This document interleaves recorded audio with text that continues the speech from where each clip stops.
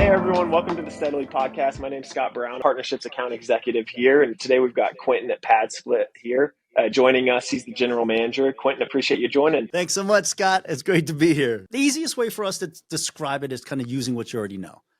Airbnb about 15 years ago was innovative in the sense that they figured out how to monetize time. And people were renting out the same rental space, but they were renting it in blocks of time. We took that same approach in the sense of how can we do that with space? So when we think of innovative, we're just changing a different revenue stream for the existing piece of real estate. So for real estate investors, if you wanted to use layman's terms, today, PadSplit's the nation's largest platform for boarding houses, but it's done like an Airbnb.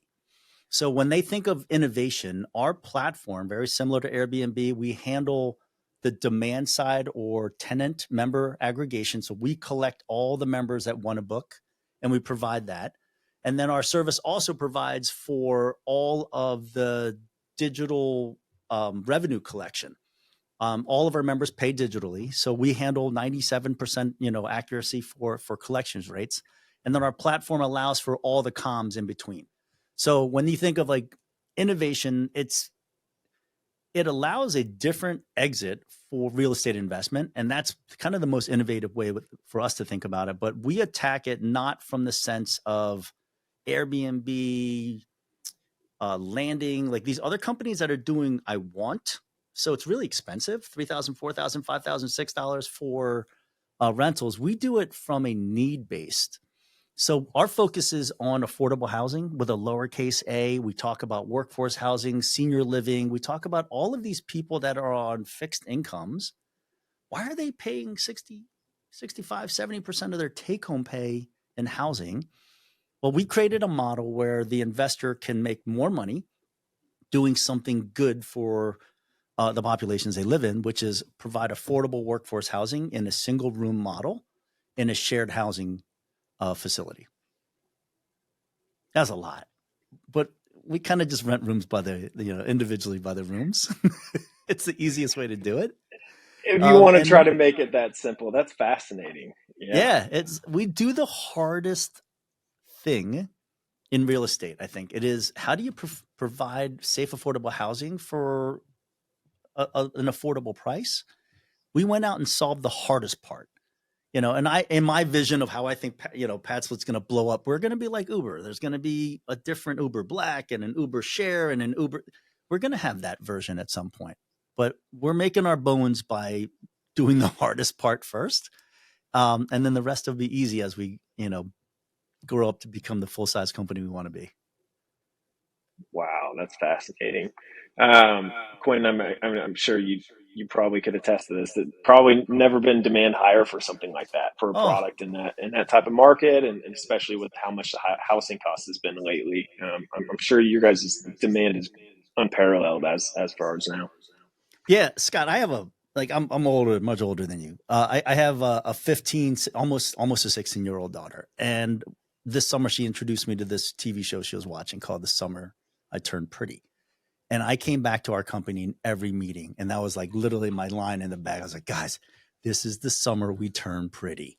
Like with high interest rates and all the tailwinds that everybody else is having, every investor that I talked to, they were on the sideline. They were, I want to keep acquiring, but I can't exit. I don't have a business model that allows me to exit. And we're sitting over here like, come to Poppy, like come talk to me about our exit. And all the flippers of the world, all the buy and holders of the world, all the people that owned existing portfolios, they're like, wait a minute, you can make more money on the same piece of dirt. Yeah, we can. You just have to adapt to what we're doing, and then you're going to start thriving. Like even Airbnb hosts, like in your world, when you guys are talking about, who are your property owners, business owners, if you own a short-term or medium-term rental and your occupancy is low, come visit our website. And you're looking at a steady stream income because these people that live in our PadSplits, they're not visiting for the weekend. These guys are the guys that work at the amusement parks that you're attending. These are the guys that are working at the hospitals that you're hopefully not going to, but like, the nurses would work at, like, our guys work at the hospital full time. It's pretty wild, because it's not going anywhere. That's awesome. That's awesome. That sounds super interesting, and that's got to be a great go-to-market strategy as far as on your guys' end. So, Quentin, so kind of segueing into, so obviously PadSplit, you guys have a major relationship with both the hosts and the tenants. A huge part of your guys' business is essentially being able to protect both ends. Yep. Could you give a little bit more insight into kind of how insurance plays a role in protecting both hosts and tenants at PadSplit?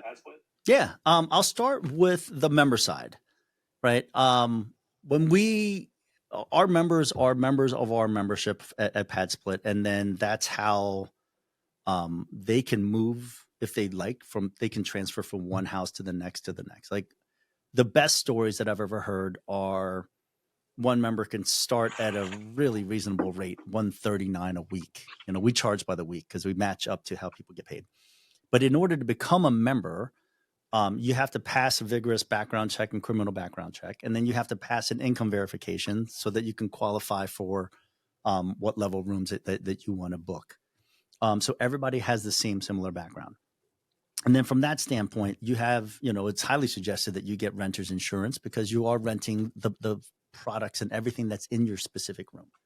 And then how it applies to you as the investor, we work with partners like yourself, and we get a commercial liability coverage for the actual house like you would for an LLC. That's always our assumption is best practices for owning real estate. Just from an identity side and awareness side and liability coverage and all of those things. There's a standard liability package that we have that are guidelines. And then we work with you guys because you understand our business model. There's riders that are in place that understand what co-living is. So it's standardized. Our investors are really interesting because they're not geographically limited. Like, if you're a California investor, everybody loves the Sun Belt. Right. So you're going to Florida and you're going to Georgia and hello, Texas. And, how you doing, Arizona? So that same insurance policy and provider like yourself is super key for us because that investor is building a portfolio of these and they know that they have consistent coverage unless you want to go head to head with a tornado in a hurricane state. That's a whole different thing that we don't really have control over. And there's limitations for that. But in most of our markets, as we grow across the country, the partners that understand our business model and help us grow, they're the ones we do business with, right? Like, I always joke around with our guys inside our companies. Like, we don't date our partners. We marry them because as a new business, somebody had to step up and say, can we work together? And then we had to go through the ugliness of actually trying to figure out how to work together. And that's kind of how the relationship with Steadily has evolved. And that's the beauty of it, is when people come in new to our product and then they realize all these vendor partners that we work with actually know what we're doing. They just help our new investors get comfortable in this new line of business, which is super helpful for everybody. Wow. For a pad split host, what would you say would be one of the more common misconceptions with insurance? They can't get insurance coverage. Like, they start there, right? It's kind of like, it's amazing what people will default into the answer. The answer is always no for so many people. And I get it. Like, there's a risk mitigation component to everything in life, right? The way I look at it is somebody has blazed the trail before you. It is not really hard when you are the second wave coming through because somebody else has already bumped their head and that tree branch on the hike has smacked them in the face. And now, like, we have these partners that hold the branch for you as you walk by just to make your life easier. So that's the biggest one. And then it is, what kind of coverage is it? What am I liable for? What happens if member A has a problem with member B? That's what the insurance coverage that we utilize for co-living, that's what it covers. We've kind of walked through all of these potholes, and the learnings that you have are not so much from how to create it.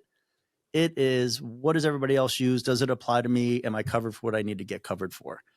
And you check the boxes, you move on, and then you can focus on being an investor not an operator, and then you go and look for your second house and your third house and you build a portfolio of these.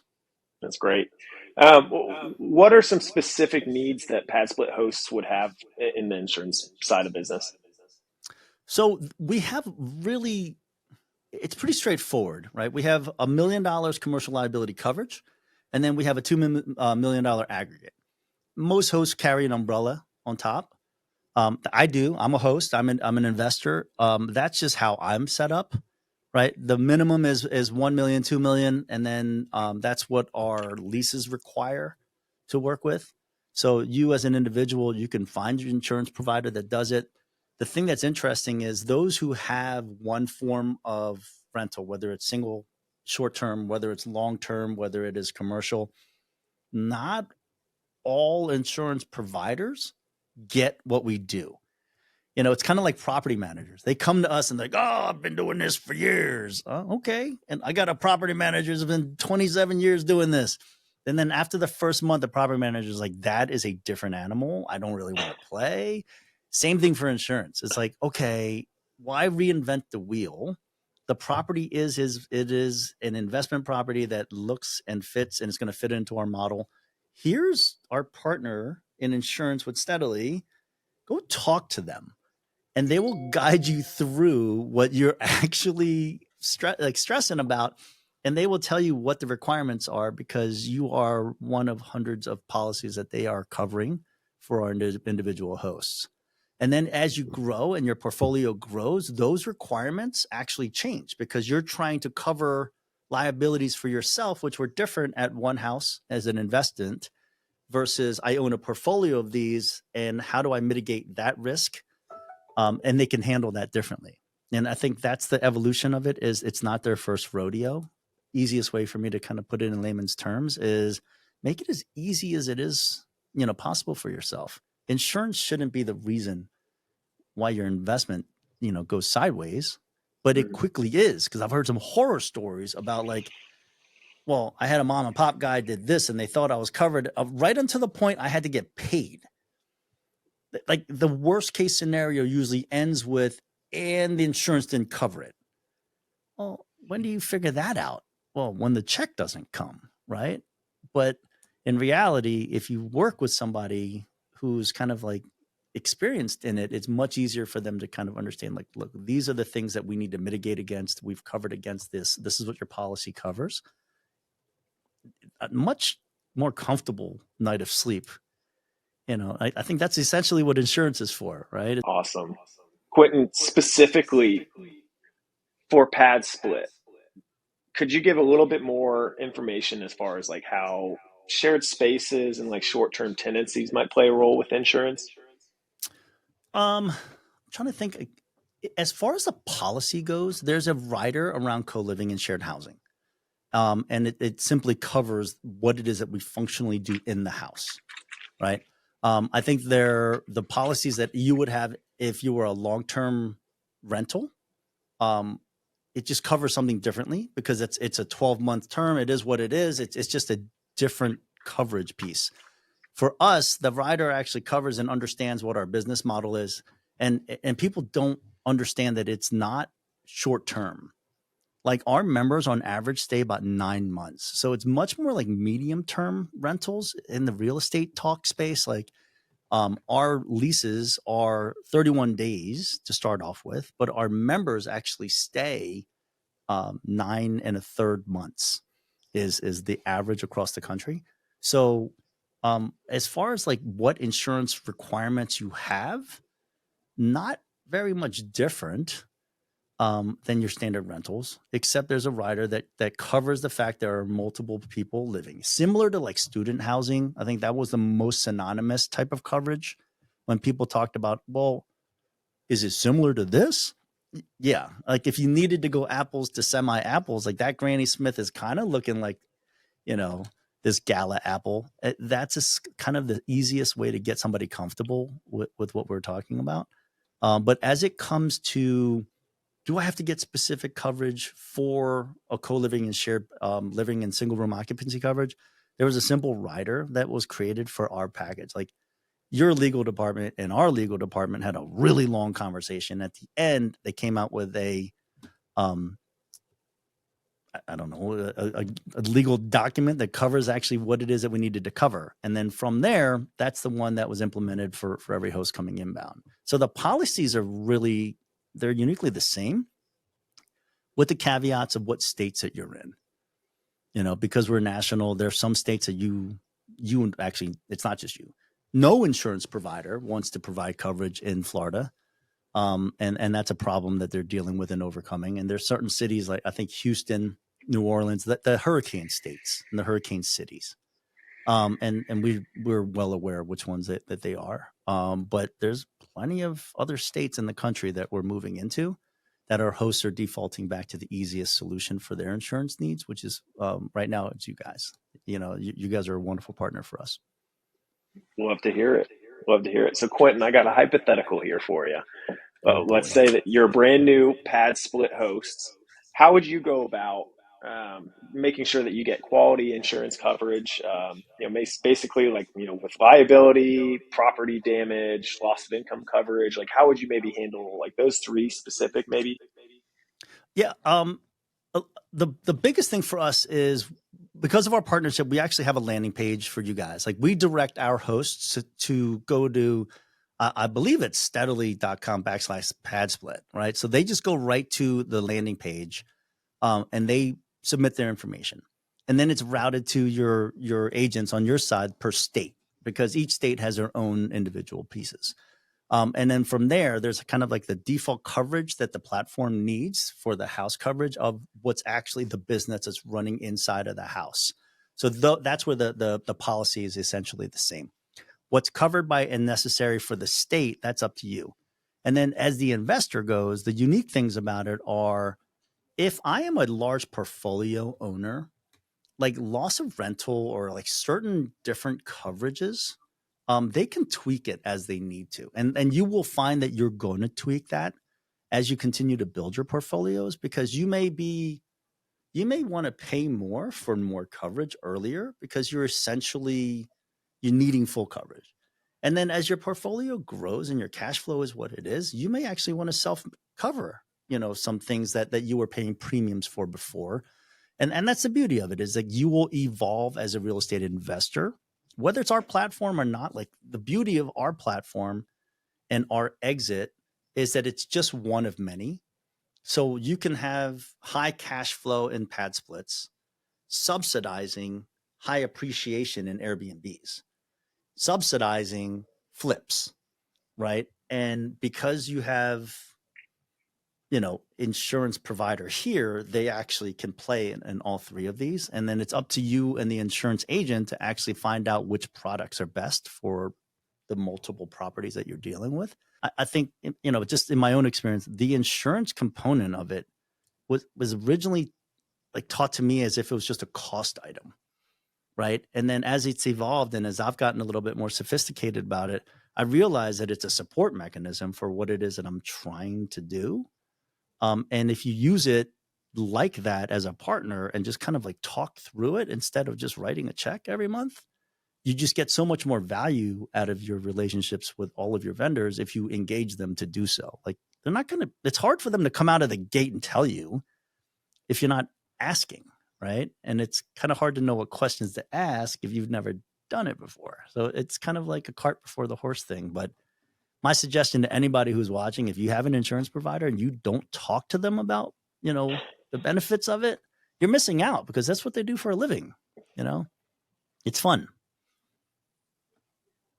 Quentin, you absolutely hit the nail on the head, and I'm kind of jealous because you stole my talk track. Sorry, dude. Each real estate investor, they really do kind of have their own risk threshold, and that's something that at Steadily we very quickly caught on to that.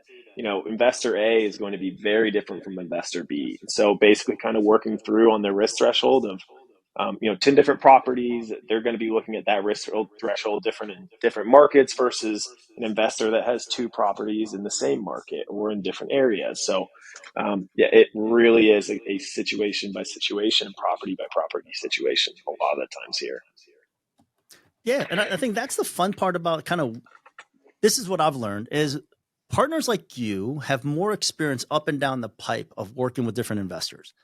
So when I actually talk to agents and people who are working in insurance about, hey, how are other people handling this? Right? You get some really creative answers about what people are doing, especially when you start adding like goofy things that you saw on the internet. Hey, what do I do with an ADU? What do I do with this? What do I do with a converted garage? Like, those are all things that seem really fun when the GC wants to charge you to build it. But then you realize that your insurance coverage did not actually add into the add-on that you did over here. Like, everything's got to go together, right? Because if there's, God forbid, a fire or a flood, I don't know about you, but until I became a real estate investor, I hate water. I didn't realize how much I hate water. Like, water is the worst. It So can be like, a little disastrous. oh God, it's just a perpetual downstream, a domino effect of terrible. But so you hear these things where like something flooded in the basement and the coverage wasn't right. And now all of a sudden you have to come out of pocket like $25,000. Like, I don't care how wealthy you are. Nobody wants to cut a $25,000 check. Like the first question you want to ask is like, what is my deductible? And it's not $25,000, So like, those are the things that I think great insurance providers or partners, like, they kind of talk you through worst case scenarios just so you have an understanding. And it's not to scare you, but like, I don't ever want to cut a $25,000 check for plumbing, and it's kind of amount like, this is what the risk is that I want to eat. And this is what I'm comfortable with. And as I get wealthier, God, knock on wood, like, and things get bigger, I can self-insure a little bit more so my deductible can go up because it's covered by way more cash flow. Like, it's an evolving piece that I adjust along the way. But for very new investors, like, you don't have the bandwidth to go out of pocket. You'd rather pay the deductible and then save your money to buy another investment property. That's great. That's just how I would approach it, Seriously. So, Quentin, I really appreciate this, and this has been a super, super insightful conversation. So, could you give just a little bit of detail into how insurance plays a role in like maximizing your pad split investment if you were a host? What it does is it mitigates the downside risk. I think that's a big one, right? And it's like, coming into the gate, everything's new. Like, most people had never done rent by the room before. They've never done pad splits before. So it's new for them. And they're attracted to us because our revenue model is so high. And then, then they put 6 people into a house. And then all of these things are just risk after risk after risk after risk. So you ultimately go back to like my favorite family saying, like, is the juice worth the squeeze?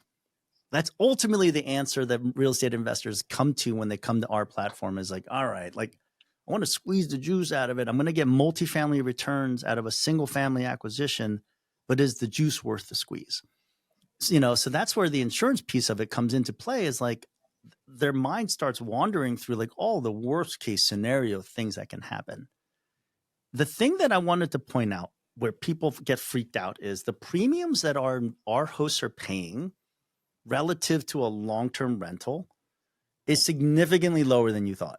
Like, I thought it would be exponentially larger, but it's not. It's underwritten in a way that it's very similar to what our regular long-term housing would be. It's actually lower than what student housing would be if I was next to campus, because I've kind of like shopped it around multiple ways.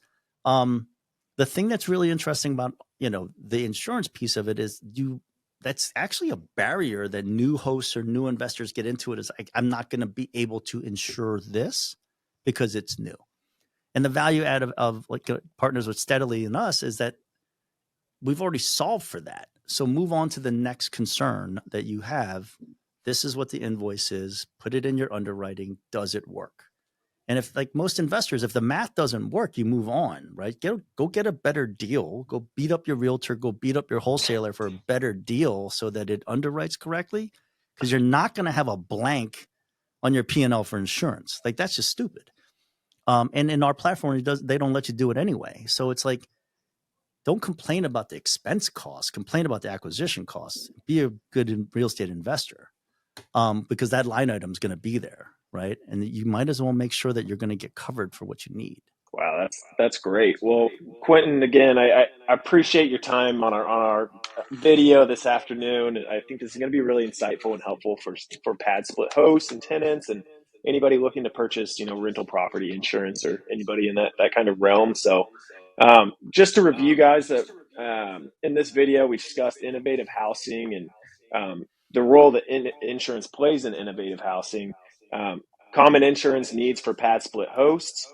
We selecting the right comprehensive coverage, a few examples of pad split host claims experience, and then maximizing pad split investment. No, Scott, I appreciate you guys inviting me on. And the biggest message out there is just because the economic conditions change, you can use that as an excuse to sit on the sideline.